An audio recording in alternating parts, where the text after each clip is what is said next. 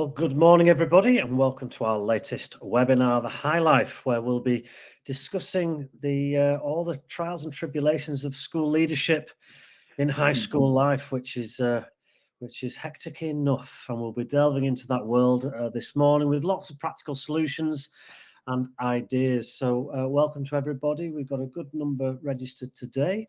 Like every week, we have some joining us live, and we've also got some who will be receiving the video later on today. So by way of introductions, my name's David Mitchell, or Deputy Mitchell. Some people know me as on their Twitter.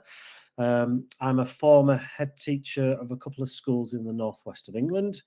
Been working as a school improvement partner for about 13 years or so now, and work with Nautilus 2 here, which is great. And as you can see, I'm joined by my colleague, also called David. We're making things easy for you this morning. So, David, how are you this morning? Yeah, very well, thanks, David. Really good to be doing this session. I'm looking forward to really kind of flying through and showing some really good solutions and sharing ideas. I think it's a thought-provoking session, this one, when it comes down to the methods, the systems, the strategies, how we approach self-evaluation, what we use to kind of inform next steps and developments in school. So there's a whole raft of things going on. My name's David Rushby. I'm a former head teacher as well, two large schools in the north of England, 30 years in education, starting as a teaching assistant in special ed, and also working as a local authority consultant and advisor, working with high schools, primary schools, Sound AP, and so on. After my shift as a head teacher in the 12 years, I left to create Nautilus, which is a school improvement platform, a self-evaluation tool, school leadership platform, rather. And today you'll see us clicking around with that in the background. But most importantly, we work with schools, high schools, more and more now, right across the world, anywhere from Dubai, Wales, England, Kenya, and so on, more recently, and we're finding the same kind of themes. So really what you'll see today is, from those conversations, from those discussions, from those developments, lots and lots of solutions really that can help, not only really, like I say, I'll be clicking around on Nautilus in the background, but most importantly, there's lots of great ideas that you can just take away if you want to have a go. So if you just want to pick up a pen and paper, or if you just want to take some time to review what you do in school or rethink things, because we hear the same common issues all of the time when talking to school leaders. I'm looking forward to unpicking those a little bit in a moment, David, before we start kind of sharing some really great ideas. Yep, no, it's great. And one of the things I think we found, David, when we were in school is, and when we're speaking to schools, we don't get to speak to other people and colleagues and spend time with them talking about this kind of stuff. And we'll pick that apart as well. But it's sometimes just good to take a bit of time to sit, watch a video like this, for example, and have some time with other people, sharing experiences, picking things up that people might do things slightly differently, and working out whether we can pick and choose our way through and navigate our way through this hefty world of school leadership and school improvement and development. Yeah, absolutely. And I think a lot of schools have made that step, really, as I did when I was in post. My school was in special measures. We got to two goods. We got this stability and really this license to kind of rethink how we did things a little bit. And at that point, you start to question some of the approaches that you have around observations, drop-ins, etc. You start to think about using a little bit of technology and how that might be able to help, notably an iPad or a tablet. Schools have started to do that. They started to create learning walks and so on, and observations using, I don't know, Google Docs or Microsoft Forms or whatever. The issue can be ultimately that they're standalone. So you action those things, you find something out, but you're not really kind of contributing to this bigger picture. And as we always sort of joke about the server, David, it's often a fragmented picture that we hear about and that we're aware of, where schools have a raft of different evidence sources and a lot of different monitoring approaches, but it's not synchronized and it's not particularly efficient. So I'm going to just start with this prompt. We just mentioned there, David, the idea of stopping to sort of think about how we do these things. So let's just take a moment to consider whether or not you want to call it an observation, drop-in, learning walk, monitoring, book study, whatever it may be, all of those activities that are related to hopefully staff development, but we know it can also be performance related and pay stage and careers and everything else. But ultimately, all of those processes really around school improvement, do it take much time, do you think, to kind of stop and evaluate? Because I wanted to put this matrix on the screen because I think this is really helpful to be able to kind of take a minute and think about what you already do in school. So I would encourage you to really take a look at this and then start to plot out the activities that you do and then assess really whether or not they're accurate or efficient. But my question to you really along those lines, do you think schools sort of do that? Do you think we drift into these cycles every year where we tend to sort of repeat the same approaches? And over time, even though we see the limitations and we're aware, we kind of stick to it, don't we?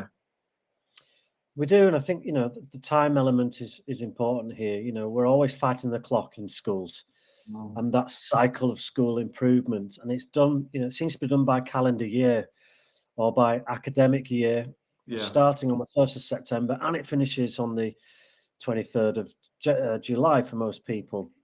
And we rarely get the chance or the inclination to actually look at the processes we're using and evaluate, is this giving me as a leader, I might be a department head, I might be the head teacher or deputy assistant head, does this give me all the information I want? Where is this information? How accessible is this information? And even my information, you've mentioned that about the big jigsaw and the big piece of the puzzle there. Do you feel like you're contributing to the big piece because it's easily accessible and people are accessing it? But I think we don't. I think when the opportunities to evaluate this stuff is normally when a new head teacher will come in. And you hear the saying a lot, don't you, where someone will come in and say, look, I'm not going to do anything, and I'm going to settle in, I'm going to see what happens, I'm going to see how the school works. And then there's that inheritance, isn't there? We've already got processes in place. The performance management cycle will have started. The school improvement plan might have been already semi-written. Yeah. And so we're going through that, but rarely do we sit back and think, okay, what are we trying to find out? What are we using to try and find this stuff out? And how are we analyzing it, sharing it, and using it collaboratively? And I think those are the key things. If we get time to do it, can make a massive difference. As we'll pick apart some of these things shortly, David, they can make a huge difference, can't they? Yeah, and I think it's to do with that how, if you were just simply going to say, right, how secure am I on standards in teaching and learning? How clear is that view, that overview, not just across the school, but in key stages, in cohorts, in subject areas, and so on.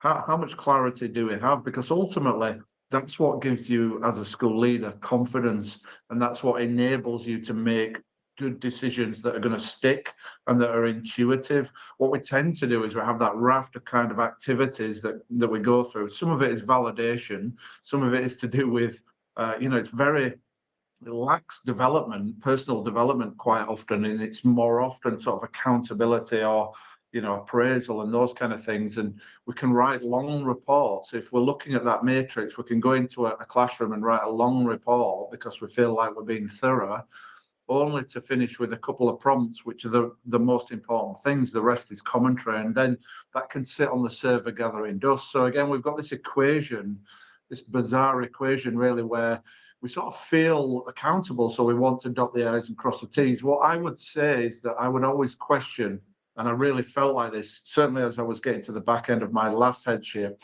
I felt like we were mistaking thorough for effective. We had a lot of content, a lot of detail, a lot of commentary on these activities, but the actual impact was low and the ratio was all wrong. So when we were designing Nautilus and reconsidering these drop-ins and learning snapshots and things like that, the primary kind of tool we were using was this. So is it accurate and is it efficient? Because if it's either or both of these, then it's sustainable.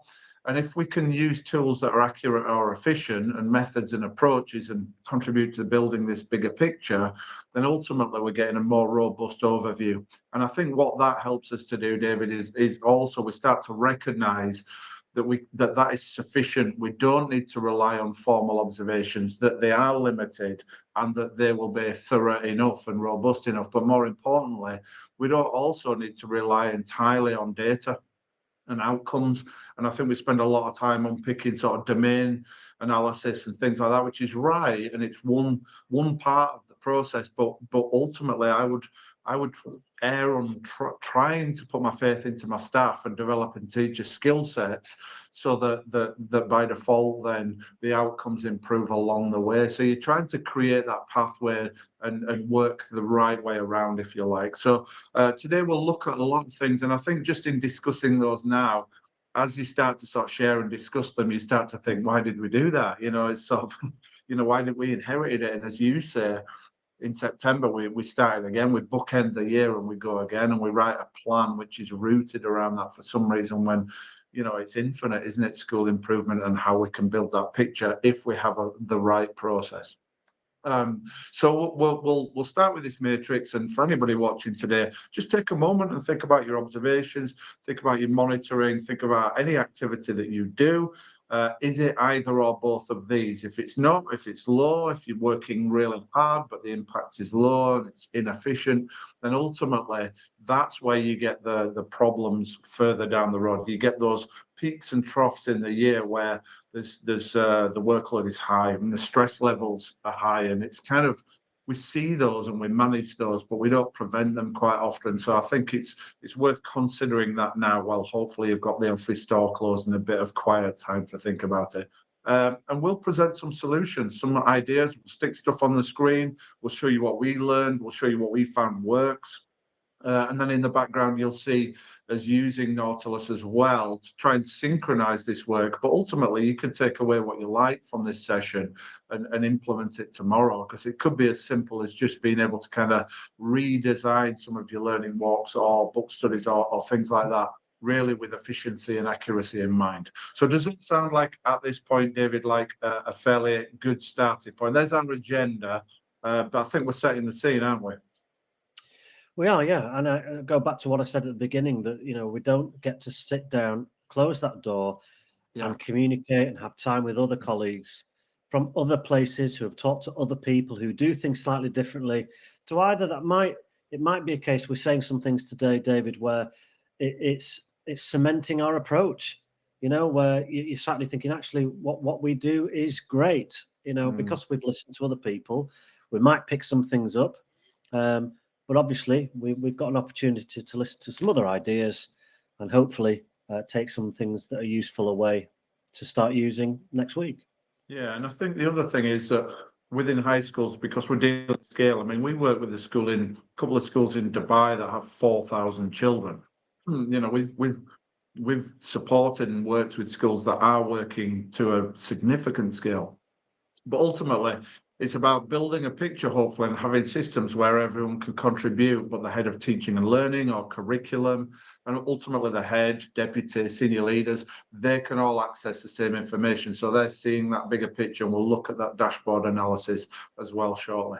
So here you can see it's all about clarity and confidence. I think certainly as a head, but ultimately as any kind of a leader in school, how can we ensure that? Capturing using an iPad or tablet. So we're going to look and see how much we can get out of one visit into a classroom in 10 minutes. What can we soak up, and how can we leverage that insight? And that's what you'll see really from our design. What we were looking to try and do is like, let's take this one visit, let's take this device, and what could we do to gain the most from that kind of that 10-minute exercise? Building that picture of teaching and learning, so you can see that on your dashboard. So again, you're not reliant on kind of subfolders on your server with standalone docs. Using photography, and interesting, David, when we take a look at that as well today, it's an interesting one, because I think you made some really good points in the last webinar that we had around how you can you can assess, moderate, grade some of the images that you take, and then share those with the pupils so that they know what outcomes can look like. So ultimately, how we can use those insights at the end of the summer from the GCSEs and A levels to be able to kind of inform the next cohort coming through. So we'll take a look at that. Feedback and reporting done in the right way, but also quick, instant, and efficient.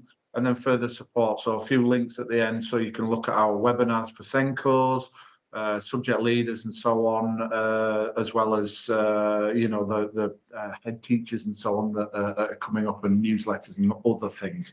So we've got a pretty sort of, I think, a really good looking little agenda there that will cover an awful lot of interesting content for today. I'm going to put my screen on, David. I'm just going to start by just very quickly showing who we are and where we come from, just so people know where our website is before we click across and start to look at some of those learning walks. So if you don't mind, while I share my screen now, just introducing us, just so that people know who we are.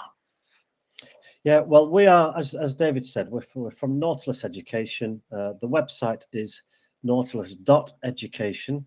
And it's pretty much a one-stop shop in terms of extra support and more information that you can go to throughout this webinar. Whilst you're watching the video, you can pause, nip across, have a look at something. Everything from who we are, what we offer, from prices to the community, to some very young pictures of the team there. Loads of information for future webinars, free content. So there's loads there for you to go and look at. So it's nautilus.education. We'll keep referencing elements of that as we go through this morning. Yeah, and as you see down the left-hand side on the contents page, you'll see the NautilusHigh page, and we've got a separate landing page there, so you can take a look at that and access all those resources. We'll come back to those at the end, but there's some wider content that I think is really important. Okay, so you can see here, we're going to start with our device. So I'm going to log in really on my tablet, and then we're going to take a learning walk, and we're going to get straight into the classroom and unpick that a little bit. You can see my dashboard here.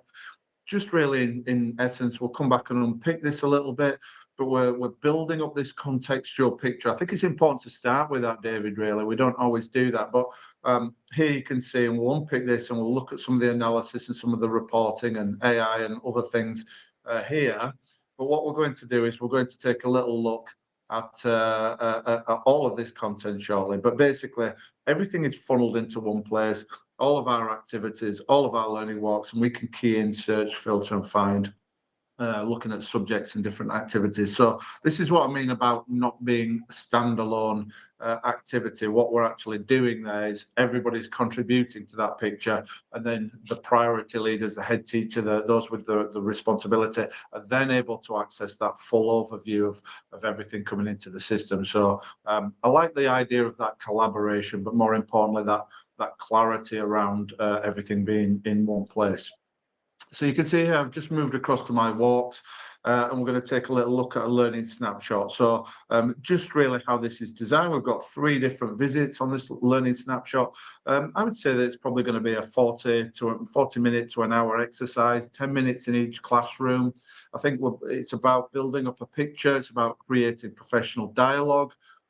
Quite often we make them too formal. The longer you stay in the classroom, the more formal it becomes. Quite often, the less accurate it is because it relates to pay stage and career. It's high stakes. Staff, we know how people feel about that. So we're keeping it light touch. And by doing it this way, 10 minutes in each class, what we're actually doing is we're making it more accurate because it's business as usual. And we're emphasizing that this is about feedback, development, building up that picture which is accurate, all of which has to make, it's really critical that when we go in the classroom that we see, a typical a lesson taking place. We don't want to change that or skew that in any way. So we can pop into any of these 3 at any time. This is subject specific, and you can see here we're looking at maths. So I could be a maths leader, but we're looking at the maths department on this occasion. We've got 3 people to go and see. And as we click to go into the classroom, then we're in a fairly sort of standard place. So this is familiar. This is the kind of thing that schools do already. it works, but ultimately, again, like I say, from this 10-minute visit, how much can we gain from this process? A couple of things really around the design, and these are, I think, from today's session, the key takeaways. So first of all, we're going to use a rubric. Now, I would be very clear in talking to the staff, possibly even discussing and designing this with them, but we're going to use the terms prioritize, develop, effective, and highly effective. And we want to make a clear distinction that we're not judging teachers, that what we're doing is we're looking developmentally, we're looking at the impact of teaching and learning. So we're creating prompts with actions. So here we've got actions rather than judgments, and then ultimately effective and highly effective. So the terminology we're changing, and we're being quite careful about, because we want to make sure that it's for the right reasons. There's different kind of rubrics. You could change this if you wanted to, and sometimes the status of your school may depend on that. So when we were in special measures, we were sort of fairly rooted to RI, good, outstanding, etc. When we were more secure, we could change those terms. We could go with let's prioritize this, let's develop. So it's getting about that balance of challenge and support. But ultimately, if you share this content in advance with your staff, they get sight of it, they understand it, and they know when the door opens what to expect. And that indirectly is part of the school improvement process, because everybody's then working towards the same areas and we've got the same common goals. Now, this is a learning snapshot, so we're focusing really on 4 areas, 4 lines of inquiry in the interest of making it really efficient. If we have 5, if we have 6, if we have 7, if we have a long list of checklist activities, we spend longer in the classroom to validate that. Then we have to, then it becomes more formal, we can do it less often, it's problematic again.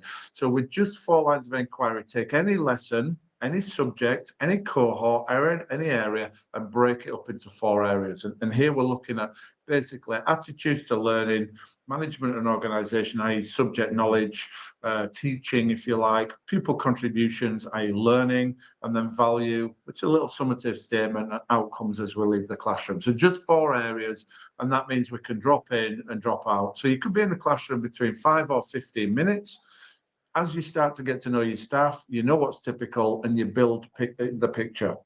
The other thing that we don't do here, because we've got just those 4 areas, is the feedback is not excessive. It's manageable. Staff can take it away. It creates dialogue. Most of the time, this is about raising awareness. It's about collaboration. It's about personal development. It's not necessarily about competency. So most of the time, that's a different framework, really, in some ways, although you could use this. So you don't need to have lengthy feedback. It needs to be succinct and clear and quick for people to be able to kind of tweak and tailor the teaching the next day. So we walk into the classroom, we see that the pupils are engaged here, and so we just check the box. Now in here, what I would be doing is I would be keeping this nice and concise. The other thing that I'm just going to kind of show is the voice typing, because I think this is a really helpful tool that is much underused.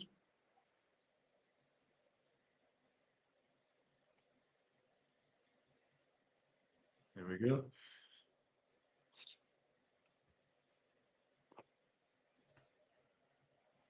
I really like the relationships that you have with the pupils, full stop.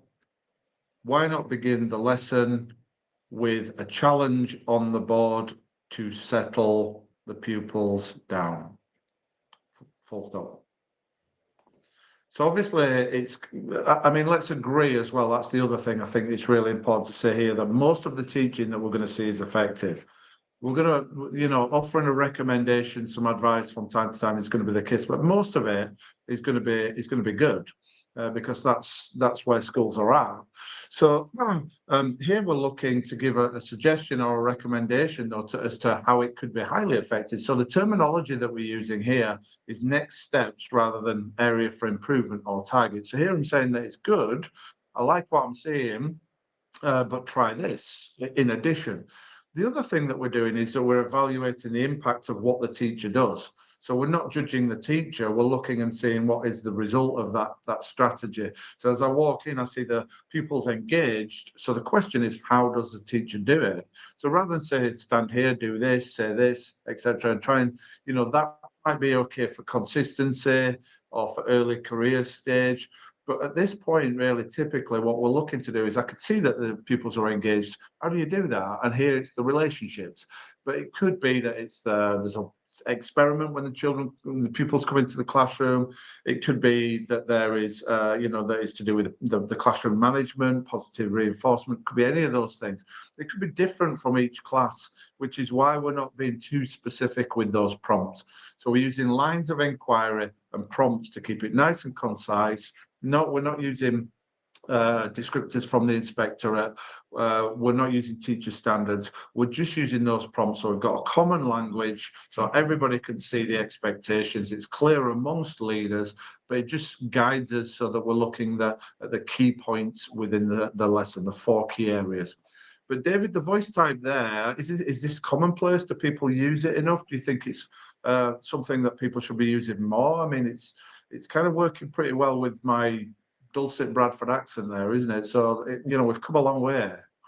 Well, if it can pick up your accent and be accurate, David, I'm confident globally it should be fine. But just on a practical level, you're looking at probably saving, I think it's, 10 or 11 times quicker to voice type than it is to actually physically type. So, with that in mind, if we can get into the habit of doing it and using it and it works for you, why not give it a go and see? Yeah, and I think we're beyond caring about appearances when it comes to workload. I think that we don't have to walk around with a headset on. This button is next to your space bar, so you just tap it and speak into it, or you right click if you're on your laptop. Most people do the leadership management timing kind of on their own, so it's manageable in that sense. But I do think that it's just if it solves a problem, that means we'll get straight into the feedback. There will be no reporting. So just by using that. You can use a stylus, as you can see here, and we can jot into there if we want to do. But I just think just with a voice text, ultimately, it just eliminates all reporting, and it means we go straight from the visit straight into the feedback. And we'll take a look in a minute as to how we can utilize 1 or 2 tools there to do that. So here we walk into the room, we're looking basically at the engagement.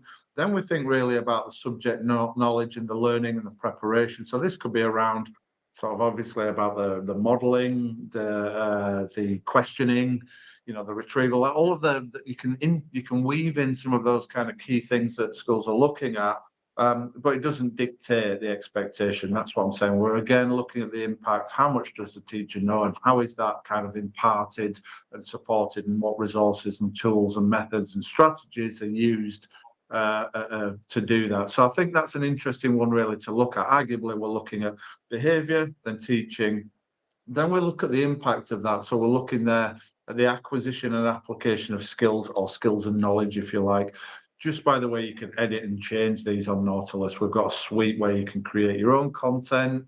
We know that every school is different. You know your school better than we do. So what we're doing is just creating kind of a blueprint with some underlying principles, I guess, from what we've learned. So pupil contribution, so the learning.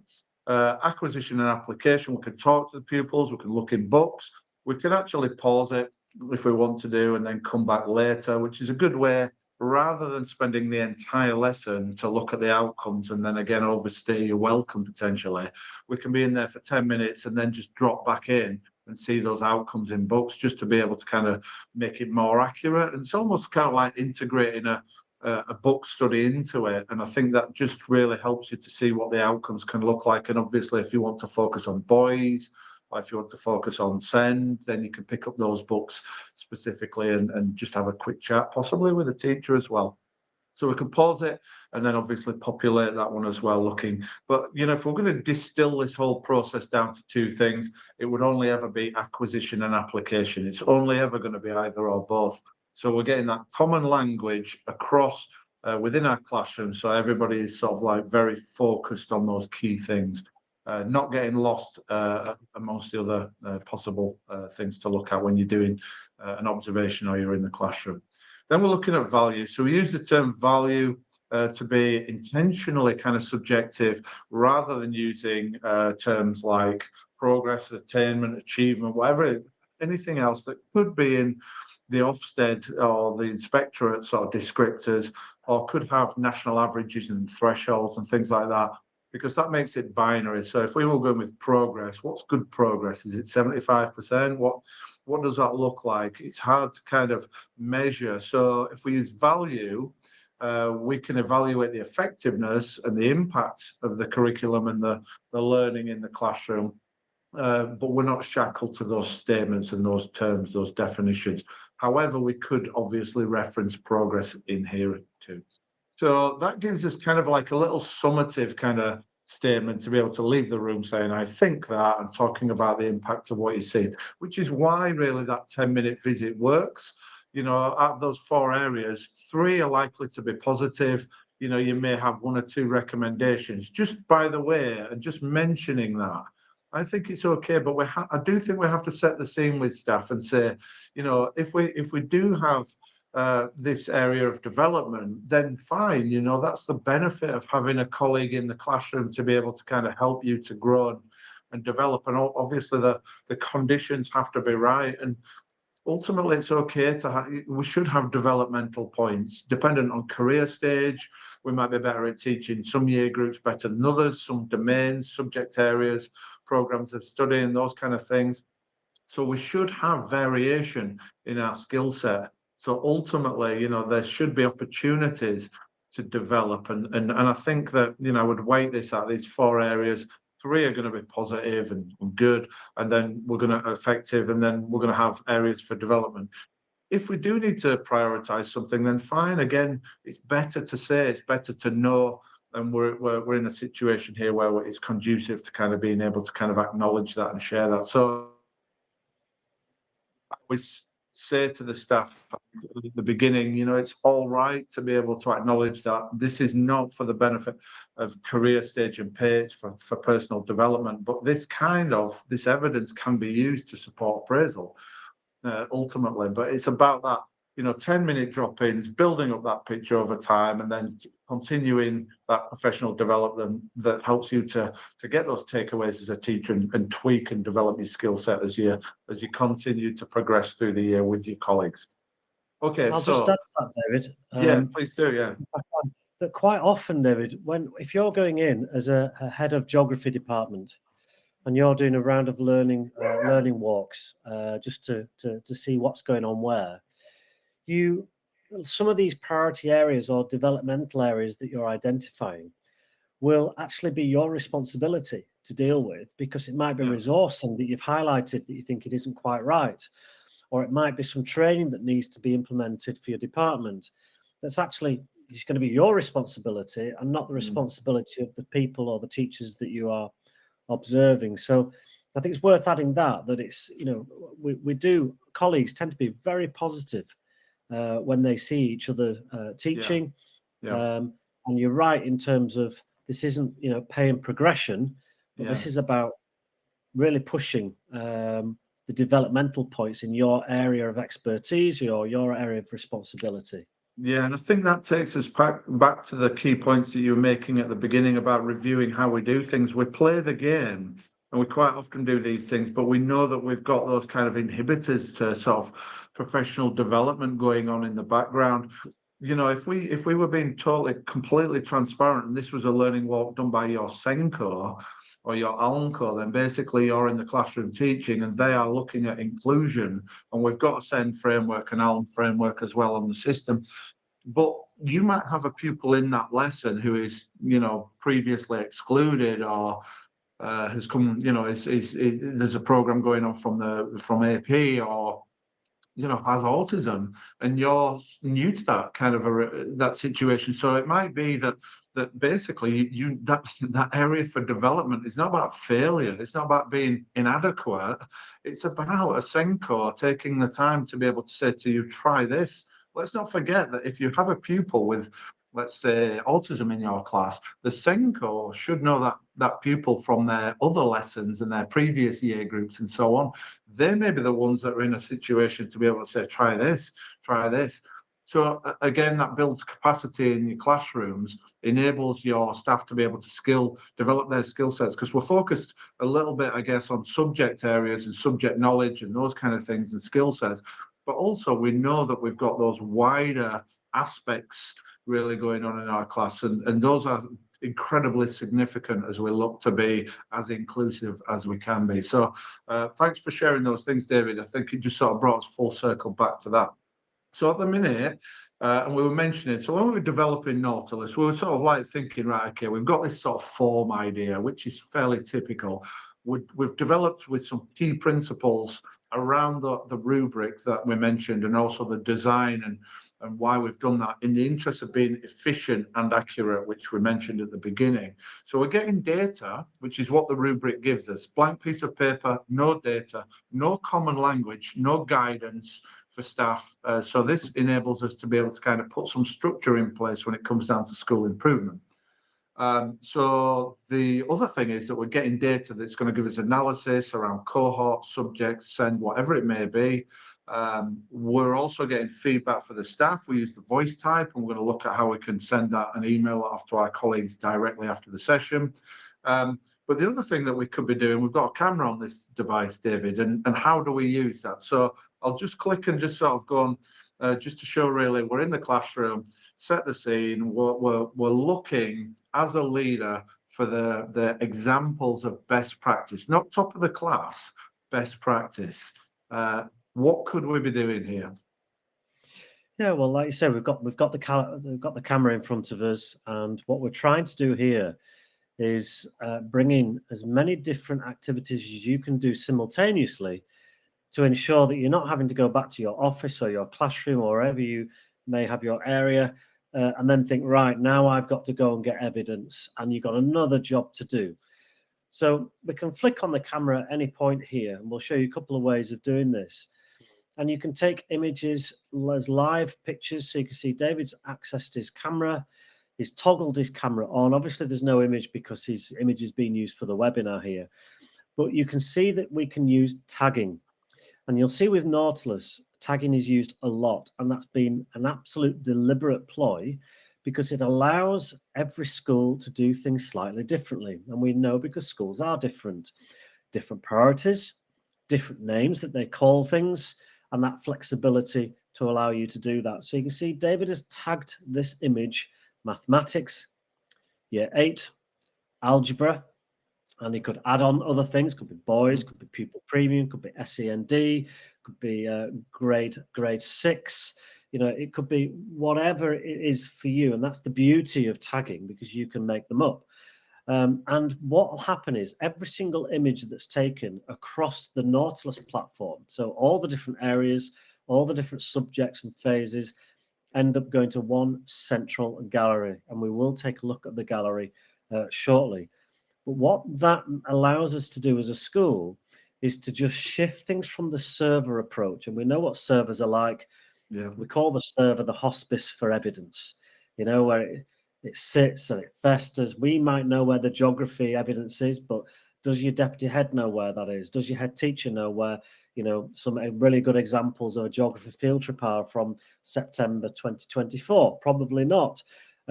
So we'll show how that will work. But it's that flexibility to do it at that point, at that moment in time, whether you're looking through books, whether you're in a classroom environment, David, and you spotted a brilliant resource being used, or a washing line in English that's being used in the classroom there, or a vocab board, or a whiteboard, a mini whiteboard that's captured something brilliant on that at that moment. We can take a picture within 10 seconds, bang it into the gallery, correctly tagged, and it's going to be used by a geography leader, geography department, a deputy head, an English leader from science lessons. We'll show how that can be used. And I think that's one of the beauties of being able to use some of this technology that we have in our hands, David. Yeah, absolutely. So just to pick up on something there, we'll come and take a look at that in a minute, but it's what it's used for, David, isn't it? And that's what the key thing is. So we'll take a look at the gallery. So we're taking pictures, but what are they used for? And one thing I would love to say at this point is that they are not used for evidence. They're going to be used to inform school improvement. And there's a much more significant use for taking pictures than an evidence base, although it will serve to do that. But we'll come back to that shortly. So we've popped in, we've got 2 visits left. And as you can see, with those 4 lines of inquiry, it's nice and efficient, it's nice and accurate. and it's developmental, and we've got some core sort of rules, agreements, principles around what we're doing that we've shared with the staff from the onset, so they appreciate and understand what they're going to get from it. The other thing that we can do as well that you'll see down here is that visit that I've just done down here. So I've just been to see Diana Ross. She's great in the maths. You would never think, you know. And so you can see here, but what I can do is I can click and I can edit that one. So if I want to do, I can come back and rework it so it's not finite. But the other thing that we can do is we can also email that to Diana here. So I can email that feedback, the commentary there, along with the outcomes, and send it over. And it's non-judgmental. There's no grading. There's no stars or anything like that on that one. It will just simply say the line of inquiry, the outcome or the evaluation, and then also the feedback in there. So it's a nice structured report, and that goes straight to them. So we can email that. And what that does is obviously it means that straight away, using the voice type, you come out of the classroom and they can have it really within minutes, if you like. Building a conversation by all means for maximum effect and developing trust and relationships if you want to kind of do it. But if you want to do it the quickest way, that's a great way to be able to do it. Just email it straight away. I could also email a copy if I wanted to the head teacher at the same time, if I wanted to bring some good practice to their attention or something to intervene with, some support that's required or anything like that. But ultimately, the benefits there you can get, the self-explanatory. But being able to send that, we'll take a little look at the report in a moment very quickly, I think. So the other thing really we developed, you can see we'd created that learning walk with those 3 visits. But if you just want to go for a wander, click and go.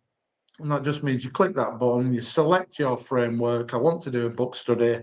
I'm going to go see your books, David. I'd like to see those. And we're going to look at, let's have a little look, Spanish. I won't test you. And then we could add a tag as well, and that offers a filter. So if I'm looking at your year 7 books, for example, that means that we can filter by that on the dashboard, confirm that takes us in there. And once again, we're underway. You can see here, it's actually removed. The default setting is without those evaluation statements. It's just got the prompt. And here you can see we're looking at a book study. So we're just taking a little look at some books. I'm just showing that one, I guess, because I want to be able to kind of demonstrate how quick it can be just to pick up that. And also that means that on a morning, I can go into the classroom, and if I see then from my learning snapshot that it's an English lesson, then obviously I can send that data and we can use those filters on the dashboard. So let's take a little look, and let's just move across. Actually, we'll come back to the book study in a moment. Let's look at the dashboard now and start to get some idea about impact. The blue buttons here are all of the workflow where we can do the feedback. We've got the headlines and so on. But here you can see basically my year so far on the dashboard. I'm a priority user, so I'm a head teacher. We could set this up basically. So if you're the leader of a department or a faculty, yours will be subject specific, your dashboard, or send or ALN. So you can set that up so that you've just got that pastoral. But here, as a head teacher, I can see everything.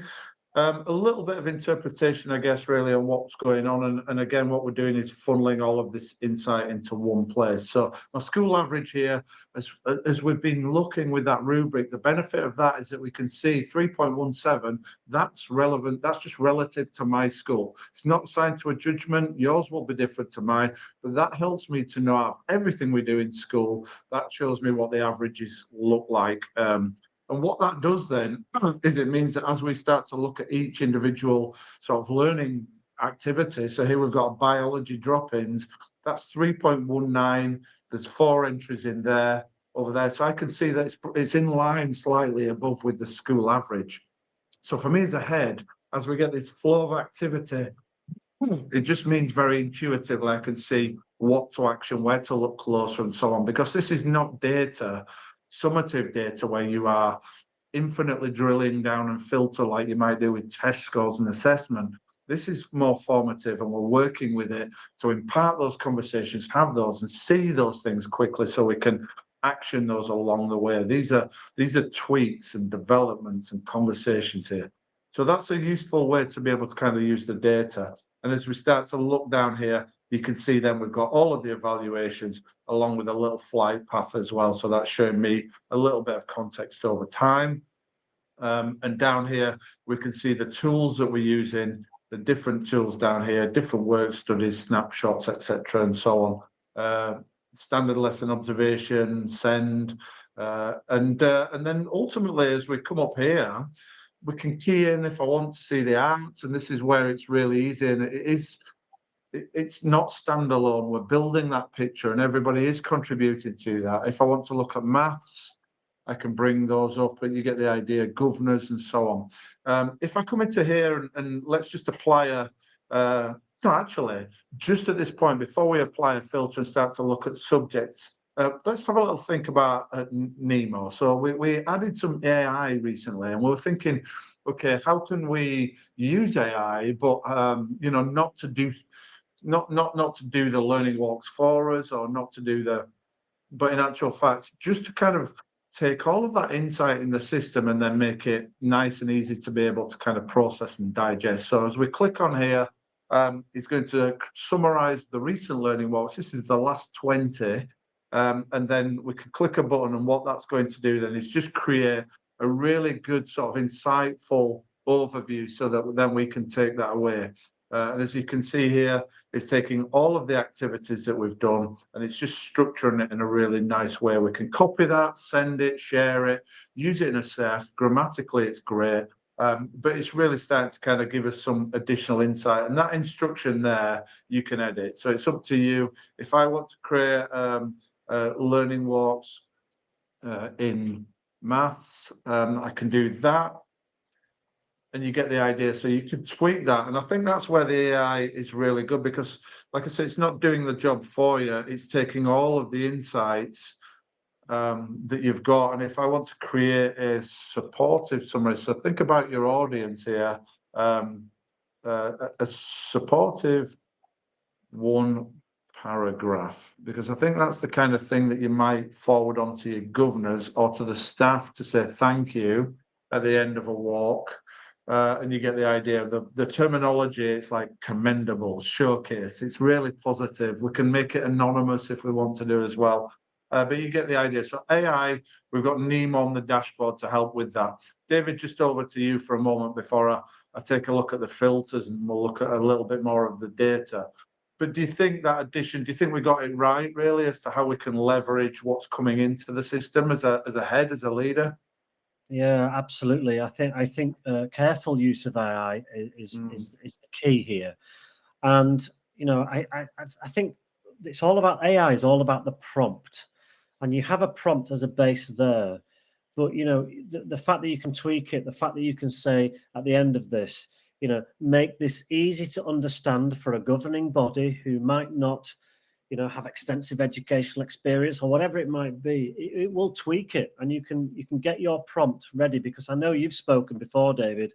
Yeah. Your governing body was made up similar to mine of lollipop men and lay preachers and people that you'd fight to get into school from a community that might not have an education background. And depending on what your audience is, your prompt will change. So you can use the base that's there, but tweaking it, adding a little bit on, and even not accepting that first entry. You've got your paragraph there, tweak it even further, and get the information you want, because at the end of the day, all the information that is in there is your information. Yeah. It's been put in there by your team. And I think the other thing is that this is about channels for recognition. We always say that. So what do they look like in school? How do staff feel appreciated? How do they get recognition?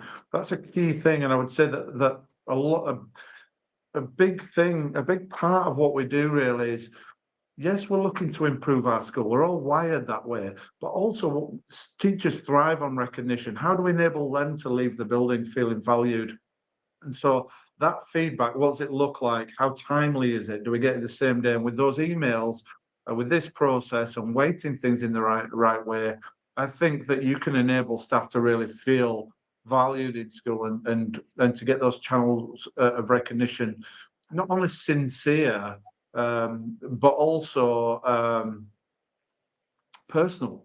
Because quite often sitting in the staff room and saying, yeah, it's been great, thanks very much, we enjoyed that, that's not enough. What we want to do is look someone in the eye and say, I love the way you do this. And how often do we do that? How well placed are we to do that? And we know that work gets in the way and it's clunky. So here I've just put a filter on, which is just biology. And it's very basic what I'm kind of showing here. But I'm adding a filter that shows me all of my biology learning walks that we've done here. Teaching and learning profile for biology. It's a bit of a flatliner there because there's not much in the system. And then the tools that we've used, which is the Snapshot, and then a formal lesson observation, which is kind of like a 1 hour thing, if you like. But that's when we create departments, we can see biology. But then if we add chemistry, and then if we come down here and then add physics, and we've got science in there as well. So you'll have to excuse the fact if it's not as thorough as it might be in real life, but then we can start to get a bit of an idea as to how that looks really for all those different tools. And you can see there we've got book studies going on. And as we start to then come across into the headlines, we can then see what that department looks like. So this is my science department. This includes, these are the outcomes for all staff. And this is for, those executive leaders, those head teachers, people with a responsibility for teaching and learning. And it's just showing me really kind of what the outcomes are like and the evaluations. It's helping me to have that clear overview. We do this with test scores, but what this does is it enables us to be able to kind of action support or development. And as I say, this is a department, so we're looking at science, really, biology, chemistry, and physics. If we want to clear that, and I'll just make another example here. And if we want to come in and look at send, for example, or Aln, you'll have to excuse that if we're looking, but mine's been popped in as send. But as we add that, we can now see what our Senko sees, and we can get those insights. And where there might be a little bit of blue here and some priority areas, as a head teacher, I would be saying, right, tell me a little bit more to my Senko about this, how we're helping. And that might just reflect the fact, like I say, that we've got a pupil in that classroom who's been previously excluded, or it might be to do with career stage and skill set and things like that. But it does enable us to then apply support, help staff, and to be strategic about that. So this is not about judging teachers. This is about informing school improvement. It's crazy how we spend the time looking at that test scores and assessments and then create, action plans for the next year based on the previous cohort. It's kind of why we know that works to some degree, but it's hard work and the impact can be lower. So here we're focusing we're being very intuitive about how we work. And as we start to look at things like trends, let's just clear that. We can start to look at different subject areas. Let's go into here and look at, I'll go back to the subjects. Let's take a little look and see how this looks in maths. And this just gives us, we're just making use of all that data going into the system. So that enables us to look at the outcomes. We can look at it by snapshot or observation or walk or book study. And in here, we can then see as well the outcomes from the staff, ultimately over time, and then which tools we've been using, which frameworks. And not forgetting you can create your own as well. We know, schools generally create a little suite and a toolkit really. But you get the idea as to how that rubric really is starting to really help us to be able to get more and more insights. If we go back to the dashboard, and I'm just going to bring up an activity that we've got here. So I'm going to just key in so you get the idea. And if I come in here, English, English year 8, this one here, and let's bring that one up. Let's take a look at that one. Then basically we can drill down a little bit and find out more who's contributed. Really good as you start to get school improvement partners doing learning walks with you, 2 iPads or your diocese, or 2 people together, 2 contributors, 2 iPads, 1 report. Here you can see what the outcomes are. We can see as well each individual outcome. Then down here, we've got the quality of education data. So all-time picture for each line of inquiry, and then the current one, which is what we can see here just by hovering. So everything is quick, everything's easy consumption. It's really, we spend too much time. You could develop this, but all you do is complicate things. It needs to be simple, quick insights. And you can see here it's in good health. So And I could click into these and look closer. And also I can use the AI to summarize this report. We could take it away in a PDF and it looks like this. This is the kind of thing we're looking at. So again, as we share it, we can use it for inspection. We can use the top half, which is the lines of inquiry for strategic use. And it gives us some very simple data. Again, so in the interest of just sort of a 5-minute read, as we share it with inspectors or governors, they can understand it and take it away nice and quickly, because there's a flow of these. We're building that picture. But I think the interesting thing as well down here is what the teacher feedback reports look like. So this is what they look like and how they're structured. This is what you would be emailing to your colleagues. And here you can see each line of inquiry, and it's nicely structured and it's developmental. They can use that if they want to do and support their appraisals or anything else. But ultimately, it's just a conversation. You can work your magic with those. So we're structured them in a very careful way, I think, really, just to make them as helpful as possible. So that's kind of, you can get the idea as once you start to kind of apply filters, and just from that 10-minute visit, how everybody's contributing. We've got all our leaders on the system. We've assigned them departments and subject areas. They can see dashboards that are relative to their responsibilities, but as a head, I can see it all. The other thing, David, just let's get back and take a look at those pictures and pick up from where you left off, so we can take a look and see how these can be used, because I think this is a really impressive way of being able to drive standards in school, isn't it? It is, and schools have been brilliant in the way they've developed their use of the gallery. As you remember when I was talking around the photography aspect, that every single image across a Nautilus platform in your school would end up in the gallery. They will be tagged, and so they'll be labeled, easily filtered. And so what you get when you go into the gallery is all the pictures for that academic year, or longer should you wish. And you can then use the search and the filtering process to go and look at certain areas and delve and drill down and look at evidence. And what we're doing here, this links to, David, what you were saying about quite often we're looking at data from a previous year where a cohort has already gone. If you talk in primary schools, you'd be looking at the SATs in May. If you're talking high schools, we might be looking at mocks at certain points in the year, which very quickly get out of date when children move on from mocks in February to doing GCSEs in May and June. Here, you've got a bank of evidence which is bang up to date. And a lot of these images will have been taken, last week, the week before. So when you're drilling down and having a look, for example, at maths, like David's done there, it's going to bring up all the images that have been tagged maths. And it's the same, we can drill down further, so you can do multiple tags. So let's go and look at maths, but also year 9. So it's pulling together all the images that have been tagged maths and that have been tagged year 9. And it might be then you might be wanting to look at maths year 9, grade 7, or whatever it might be. And you can pull together a portfolio of what this might look like. And it's an opportunity, David, to really showcase some of the great things that are going on and things that aren't normally seen. Like, the picture there with the Post-it notes on the right-hand side, that would at some point get pulled down, and it will probably end up in bits in a bin somewhere, and a bit of a waste in terms of evidence. But if there's something worth evidencing, you can take an image and you can upload it straight into the gallery, should you wish, using the little camera button, or you can do it through a learning walk or a book study and so forth. But looking at writing here, David's put in writing. So we've got all the images that have been put together for writing.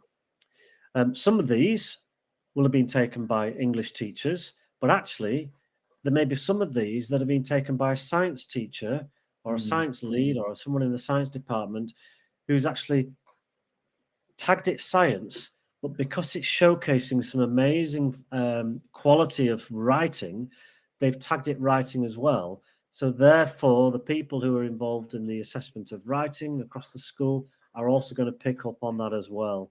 Just to add to that, David, when we were doing the last session with Tamina, one of our former heads, secondary heads, she was talking very specifically about the application of writing across the curriculum and how they were trying to develop that consistently so that the children were applying it. Just picking up on this sample that we've got here, which is we mentioned is biology, but it's been tagged writing. Yep, and that's one of the things, when you might be having a deep dive in an inspection, you're asked the question, what does writing like? What's the quality of writing across your curriculum? Yes, they're expecting it to be to a certain standard in your English books, but actually, how has that been applied in other subjects? And to be able to showcase that without having to collect all the books in or evidence in, because it's already here and it's a tag away, then you can do that really well. Same with art. What I found, David, one of my bugbears in school leadership was gathering evidence when I needed it, and to collect subject or department folders or evidence in that way and have them in the right place at the right time when needed was really hard. Yeah. To be able to have a system like this where we can go in and somebody's mid conversation, I can say, I can show you that right now. And here we go. SEND, year 7, maths. And you can drill down really quickly. And these images have not been taken specifically by the SEND leader or the ALN leader, but your staff, when they're seeing things worth evidencing, they're putting them into the gallery. And just to pay homage to the little camera button in the top left-hand corner there, David, this can be done by anybody at any time. One thing we do, and we do train staff on this, David, at the end of the session, one of the first things we're telling them to do is, even on the way back to get your bag to go home, take some pictures of those displays, take some pictures of those resources, and whatever it might be, and let's start building up that portfolio for your teams. I think it's a great resource, well used. Absolutely. I mean, we could wax lyrical more and more, but and also you can just click a button and add to it. So you don't have to be doing a learning walk or anything. You can just point and shoot, and so staff can submit. And I think that's the other key thing. So it's a little bit like moderation. If you've got at the end of when the work's returned, some GCSE grade 9 artwork like we looked at there, you can submit it as the art leader in the department. And then whatever happens to the work, it goes elsewhere. But it just sets the expectation for everybody. And also, more importantly, as you mentioned, pop it on the screen and let the children know what that standard looks like and what they need to do to get there. So you can use it in governors meetings, yes, inspection, deep dives, all that kind of thing. But I think ultimately for me, what it's all about is it's raising awareness for teachers so that they know how good standards can be in the classroom next door or the year above or the year below, understanding that kind of that progression and mapping out the impact of your curriculum. And there's so many different sort of uses for it. And schools are very intuitive when they do use it. So it's a really interesting sort of feature, isn't it? I think it's just a really It is significant thing to be doing. I'll add one more thing to that, David, as well. As a teacher, how often have you been marking your writing books or whatever it might be, your books on a Thursday, a dark November Thursday evening, and you see something and just think, wow, that child, they've excelled in that. And I'm sat there thinking, I wish someone could see this. Yeah. Well, I'll be taking a picture of that myself, and I'll be putting that into the gallery, and I'll be tagging the subject areas or the people who I might want to see this, whether it's SEND leader, whether it's the year 9 head, and I'll be putting that in. So it's a great way for teachers to showcase their own progress in terms of what's happening across the school as well. And how the leaders can utilise that to quality assure. So Senko can go in there, or an Alco, and then they can key that in, and then they then see the samples from the writing leads across, biology, history, PE, whatever it may be. And we'll look again at, I suppose here, just taking a little look at the book study and thinking what our framework looks like and the work study, because these are the tools, again, getting back to that original kind of matrix that we're using to sample and collect and gather all these insights. So here you can see, for this one, again, common framework, nice and lean, I think there's 6 areas, looking at presentation, the expected program of study, pupil contributions, regular and sustained application, progress on the day towards the objective, Monday to Friday, first page to last page. Let's capture that progress. Let's evaluate it before the books go home at the end of the year. When we declutter the classrooms, let's get those samples building up, challenge and support and the breadth of the curriculum, marking and feedback. So you can see how that just gives us a structure for, and it's not subject specific. So we could use that for English, we could use it for science, we can use it across a curriculum because we've got those lines of inquiry. And we always say when schools are designing on here, do it that way. Create one framework that you can then apply with the filters and the tags, rather than creating one for each subject, which is too many. You don't need to do it. Let's look at the impact of the curriculum and let's stick with those principles.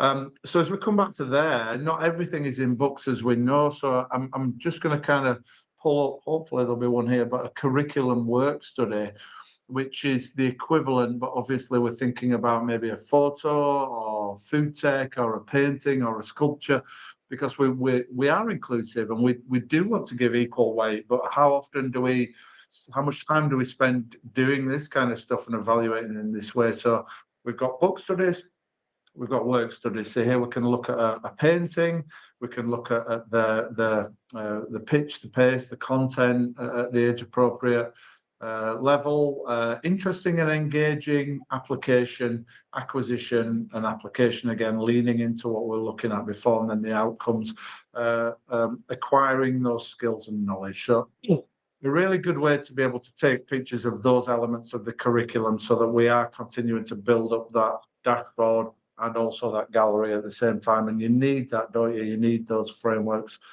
like that. So we've looked at basically the snapshot, book study, work study. Those are the kind of tools, really. I would argue that that's almost enough, really, when it comes down to evaluating your curriculum, although we have got a really great SEND one in there as well, and we cover that one in the SEND webinar, where we show SENCOs and ONCOs how to use the system. So we've got one in there that is about inclusion. So it's aspect specific, and that's a really good one, which helped us to build that picture on our headline area as well. But the other thing we could do we could be talking to the children, so we could be getting their thoughts and views. So I've got here a pupil pastoral survey, and here you can see we're targeting a year group there. And like most surveys, you can send that out. You can do it in the computer suite. You can wander around with an iPad, or you could send that to parents, because we've got parent surveys. So you can do a parent or pupil survey. And this pastoral one here, you can get the idea really as to how we can evaluate how the pupils feel, how safety, good for transition, good in year 7, and high schools in particular spending much more time working on this. So rather than having kind of things as a bolt-on, i.e. additional departments and pastoral care where children go when they're not feeling, let's try and sort of unpick that first and have systems that gather that insight more regularly. And I'm not saying that schools don't do that, but the big problem that you often find in schools with surveys is that the chain of administration to do one takes a long time. Somebody's got to collate it, somebody's got to send it out, then it's we get the insight back, then you've got to kind of do the reporting. And so here, obviously, all the info goes to your dashboard, and we've got those surveys on the top. We can just take a little look at the stats there as well, alongside everything else. So we've got all of our monitoring, all of our data analysis, our evaluations. Then we've got the parent views. Then we've got the pupil views alongside. So it's all triangulated because it's all integrated really in lots of ways. So we've kind of flown through, and I'm conscious of time. I think we're going to move across now, because what we've done is we've hopefully really covered a lot, David, where we've looked really at that 10-minute visit as to how you can kind of capture and gather as much as possible. I don't want to go into kind of how to use the platform, but what I really wanted to stay focused on today was the different ways that we do things. So looking at how you design your learning walks, and look at how you design your book studies and the purpose that they serve, and how you deploy and support your leaders across school with systems that are going to kind of help you to build that picture. And I think I'm hoping really that we've looked really at some really rich possibilities to be able to help leaders to know more. That's right, and I think it goes right back to that graphic you showed at the beginning about efficiency and accuracy, and coming up with strategies and procedures that work for you as a school, and taking those moments and having that possibly a strategic meeting where you can step back and think, are we getting the best information? Are we getting the most accurate information? Could we be doing this any better, any quicker, more efficiently? What does staff think about the processes? It's okay, you as leaders making those decisions, but you've got to ask the stakeholders as well, the staff that are doing them, is it working for them? Are they feeling part of the jigsaw, and having those opportunities to, take images, add to the portfolios as and when they see fit? Because that can only be a positive thing. So yeah, I agree. We've covered a lot here, David. Lots of ideas, not always around Nautilus here, but some of the fundamentals around maybe doing things a little bit differently, and looking at whether we can do things a little bit differently. Because if we do, we know the saying, don't we? If we do what we're always going to do, we're going to get what we're always going to get. Yeah. So maybe it's time just to have that stock moment to think about how we're doing things and can that be improved. Now, the other thing that we were conscious of when we were creating Nautilus again was how can we know schools know they already have some good systems, some good approaches, some key priorities. They obviously know the schools better than we do. We're creating that suite of kind of blueprints, which are helpful for being able to kind of get an idea as to how you could design things and what you could do. But we created the builder in here, which is a place where you can create content, share content, import, export content. And this is where you can create a nice little toolkit, really, isn't it, David? I'll hand back to you just just to talk through really kind of how this works. Yeah, I mean, we get quite a lot of schools that come on board. They say, well, they'll say something like, well, we've got something we use for this. Can we implement it into Nautilus? And absolutely you can, from building your own from scratch to tweaking some vocabulary and some language. And I think that's a key one, David, because, for example, one example is the book study, where one of the sections is around marking and feedback. And we know schools have done a lot of work on marking and feedback, from schools that have a policy that might be very minimal to schools that are very prescriptive about what happens when. Well, if what we've got written there and the words don't suit the way that you work on something, you can take that book study, as David's showing you there. It is locked so that you can't, or no one can go in and mess with something and mess things up. It's locked, but what you can do is you can clone it. There's one option, and it's just a clone. So David's clicked clone. He's called it Our School Book Study. It's then gone to the top of the list. We can go into that one, and that's mirrored the one that's in the system. So you can take those questions, you can click edit, you can go down to the marking and feedback area, and you can change the wording. You can delete the question, you can add a question, you can write a question, you can change the responses. And we do have like a 2-minute video on how to do that, David, on our YouTube channel. And so that's somewhere you can go and edit those, but it's quite intuitive. You can go in there, spend 5 minutes tweaking something. But one word of advice that we do give to those schools that are coming on board with Nautilus is that's more of a strategic decision to do. It's not something you want all your teachers going and changing things and creating things. That's something for your leadership teams or department leads to actually oversee and to manage, so you don't end up with 15 different observations for observing geography in your geography department. Exactly. We mentioned earlier about having a concise and nice, neat, tidy toolkit. It's about teaching and learning and then applying the tags. So we don't need one for each subject area. We just need a small portfolio, really, ideally. The governor one, interesting, we created this week, and I'll show you where you can download that for free, because we create extra content that people can take. But we were asked about creating something that governors could use. But here you can see this one that we've added. Really, I've not seen this yet, David. Yeah, well, it's interesting because it was trying to sort of think about, that idea that the governors are not necessarily or not likely to be qualified teachers. So what can they evaluate if they're in the classroom? And there's always been a little bit of tension there, I think, in schools as to what the governors do. And the governors don't want to tread on toes, and they will acknowledge that they don't know everything, and the teachers want them in the classroom, but they want some clarity around, what their role is and what they're looking for. So here we were looking at just 5 lines of inquiry.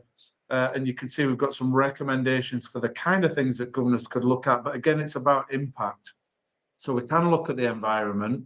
We can look at, the work on walls, if it feels like a good place to be, attitudes and engagement. We can think about, how the pupils respond and if they answer questions and discuss things, content, interesting, the themes, are you captured by it when you're in the classroom? Understanding, when you talk to the children, you can ask. And so we're integrating kind of like a little question here where we ask the children, tell us about your learning, what are you doing?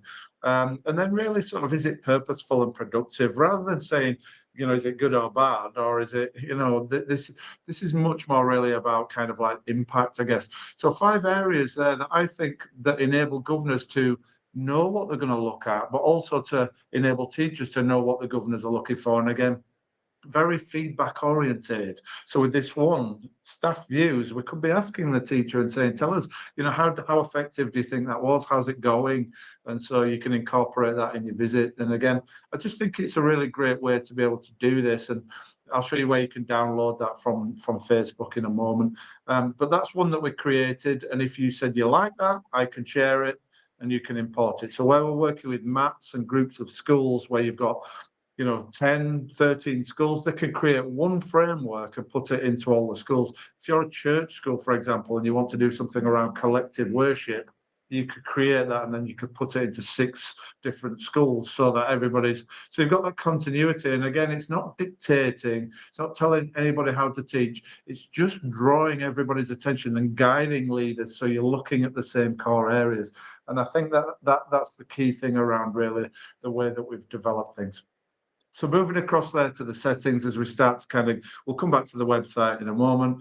But again, here's the rubric that we can change if we want to do, again, with the color schemes and things like that. We can also look at, we've got tech support. So if you want to have a go on the trial, for example, it's got full tech support and advice if you want some help. User guide, so you can pick it up and just go with it. It's nice and quick. We want to get you the benefits. Lots of tutorials, just 2-minute things quite often, just to be able to help. And down here as well, you can personalize it with your logo.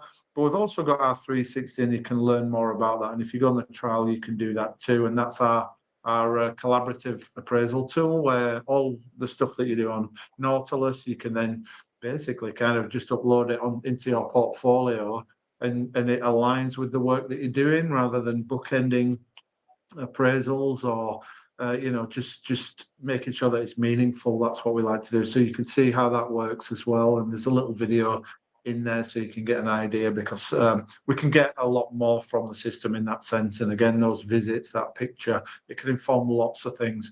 And we know that schools ultimately want to be systematic about how they manage career progression. So just heading back to the website before we kind of come back to the presentation in a moment, David, and wrap things up. I've come back to nautilus.education, which is where we started at the beginning. Do you want to talk a little bit about how we're working with schools, and if they do want support, before we get back to the presentation and conclude things, how can we help with that wider offer? There's lots of freebies and stuff on here that people can just take away, aren't there? There are, yes. I mean, the first one you can see there, just in the middle of your screen, just below the iPad there, is the Book My Demo. And if you've been watching this, myself and David, we spend a lot of time each week offering these sessions. It's up to an hour with a senior leadership team. Would happily come along. We'll show, it's a great opportunity for us to listen a little bit to your school improvement journey so far. for us to show you some of these features that may well be specifically of interest to you. And there's no obligation.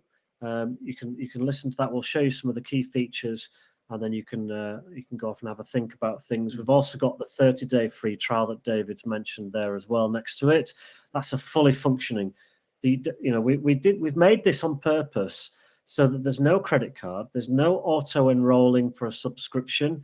It's simply add your email address and off you go. Okay. And so, yeah, that's it. There's no risk there. And it's so if you are a department head, it means you can go and have a go for 30 days with your department on a fully working system with full tech support, with no hassle and no worries there. And then you can then take that to a bigger decision-making team if you need to. And we'll support you along the way with a demo as well.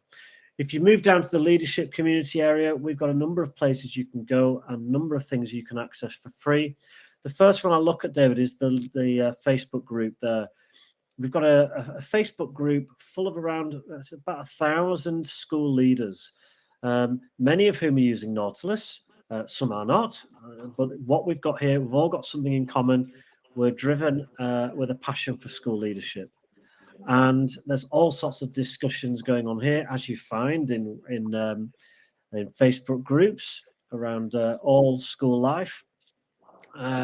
We've got access to additional support materials and articles that we will write and put on there, but other people write on there and put things on as well. What you'll also find is that there's a files area, and in the files area, that's where we will put new content for you. So, for example, David has been busy writing the governors leadership learning walk there. That will be put into, you'd get an email about that, for example, but also there'll be a post and some files going in there where you can go and see governing learning support snapshot there. You can download it from Facebook and it will save to your downloads folder. Go and log into your Nautilus platform and you can upload it into your builder. So that's one area you can go. But you can also search through Send, ALN, English department, whatever it might be, and find all relevant articles and discussions. So it's a great place. I'm really proud of that community there, David. There's a real good vibe going on, and it's a real safe space to talk and ask questions as well. We've got in the middle there, we've got our newsletters. These, just a word here, these are not one sheet of A4 kind of Christmas updates that you might get from a distant relative every now and then. These are really great interactive documents full of articles written by ourselves or some guests. There's one there, the school server, the hospice for evidence that we've been talking a little bit about there. But really interesting articles. This is the kind of thing, David, when I'm thinking back to my days in school where we had, a newsletter's put on the table in the middle next to the chocolate biscuits. This is the digital equivalent of something really interesting that you can pass to your colleagues via email or have something sent out there for your teachers to read. If you've enjoyed this webinar, we do these every Friday. Sometimes we go crazy. We do 2 a week. We go a bit mad. But we've got all sorts of stuff from ALN, SEND, subject leadership, head teacher specific ones, international school, high schools. They're all coming up, and you can see there we've got a catalogue of all these different webinars we do. It will showcase what they are, when they are. You can book them on. So if you've got an SEND leader or an ALN leader that you think will be interested in learning a little bit more about how they can do things differently, you can share this document with them. They can book on. And if they can't make it, we send out videos in the afternoon of the sessions as well, so long as they're registered. We need people to be registered to share them. So please do register them onto that. But I think, we've got lots of information here, David, and I see you going on to the prices here as well. I know when you want to talk through these, we've got our 2 areas of Explorer and Pioneer package there, David. We've been pretty much exploring the Explorer package today, haven't we? Yeah, we have. I mean, really today the emphasis was on this one here. If you add the CPD tools, the 360 to it, it becomes the Pioneer. I guess I'm kind of showing this very briefly. Hopefully people are interested in what you get for your money. I know what school budgets look like at the minute, but we always go back to that kind of question really around schools spend about £1,000 per leader or per teacher on leadership and management time per year. That's if you give them 1 hour a week. It's a lot of money. And as a head, I remember it's kind of like, what do you get from that? What tools are they using? How are they systematically, collectively quality assuring the curriculum? And I think that the thing about this is obviously from that 35 minutes, you can get a book study with a report, feedback for your teacher, analysis populating your dashboard, and some photos at the same time. So, in 35 minutes, you get an awful lot of impact. And I think that's really where I feel comfortable kind of sharing the costings, because I do think alternatively, if you've got a better way, fine. But, that's what we were very mindful about when we designed it. And when schools do subscribe, click the button, populate the thing. We get you set up the same day as well, and then you can book in for training if you want anything else, or book in for some of the webinars, which, as David mentioned, all those things, webinars, community, free content, all those things are free as well. So lots of sort of possibilities, I guess. So I'll stop sharing that screen. I'll just come back to our original sort of presentation, and back to where we started, and just back to this kind of model that we began with, David. So we talked at the beginning really about like taking a look and taking some time today to have a cup of tea, close the office door. If you're watching this from home, to skip through the interesting bits, but just really to kind of latch onto this kind of idea of take a little moment to think about everything that you do. Is it standalone? Is it synchronized? Are you gaining that secure picture? Do you feel like you've got that clarity around standards? And what methods do you use? Are they accurate and efficient? And again, I would argue that is to do with sustainability. And when we talk about workload in particular in schools and things like that, we need to make sure that this is aligned with what we do rather than a burden in the diary. That's how I felt. It's that time of year again. Here we go again, and it's kind of like, and it's let's keep it moving, let's keep it lighter touch, and let's gain more from it. And I think schools are kind of looking to do that. Certainly the schools that we work with. So take a look at that. Think about what you do. Plot it on there. If you find that it's not great, take away some of the ideas, hopefully, from today, really around how you can develop, design. We'll send out, you're welcome to have a copy of the frameworks. We've got PDFs of them as well, so get in touch if you do want those. David will be in touch later on today as well, just sharing the video and one or two other possible resources. If you do want to work with us, get in touch. We'll help. We'll show you around. We'll give you a full tour. Give you the tools to get moving nice and quickly. If you're a group of schools, even better. But we can take some time to talk to your senior leaders and introduce it, just so that you've got ideas, as David mentioned, to be able to kind of have a two-way conversation talking about your setting. So we've rattled through an awful lot of things, David, and it has taken quite a long time, but I do feel like we've managed to give some real key takeaways for leaders to be able to hopefully go away and start to kind of just take that time to think about how they do things in their school. Yes, I agree, and I think that teaching's a gift, isn't it? It really is, and I think the greatest gift we can give our teachers is the right tools for the job. And I think giving them a package where they can play a really important part in the role of school improvement is valuable, and teachers value that. And I think on that note, I think we can give them the best tools possible to do the best job they can. And that's all we want to do as school leaders, is to deliver that with them. Yeah, I mean, our job is to help other people, which is what we're doing. We're working with so many schools now, to help them to be able to kind of capture and evaluate what they do in school. And we're supporting and working because we know what it's like when you're in that position. But ultimately, it's Friday. We're going to conclude things there. Thanks for getting in touch. Thanks for connecting. Thanks for taking a moment to watch the video. Please get back to us if you enjoyed it, or post something on social media if it was useful. That's really helpful for us. or even come back. I think next week we are looking, what's next week's? Oh, we're looking at the 10-minute learning snapshot. So we're looking at the design. That's helpful if you're a school and you want to create your own as well. So that's a good free session. It's not exclusive to senior leaders. It could be anybody who's doing that. We've got Send ones coming up, the other webinars too. Hopefully we'll see you again and you'll re-register or send maybe somebody else from your team along just to be able to learn more. But thanks, David, to you for your contributions today. Helpful as ever for us to bounce those ideas and to get into some really big discussions there. So I really appreciate your time as well. It's been a really good session. So have a really fantastic weekend. Keep in touch and good luck for the rest of the school year. Have a nice weekend. Thanks, everyone. Goodbye.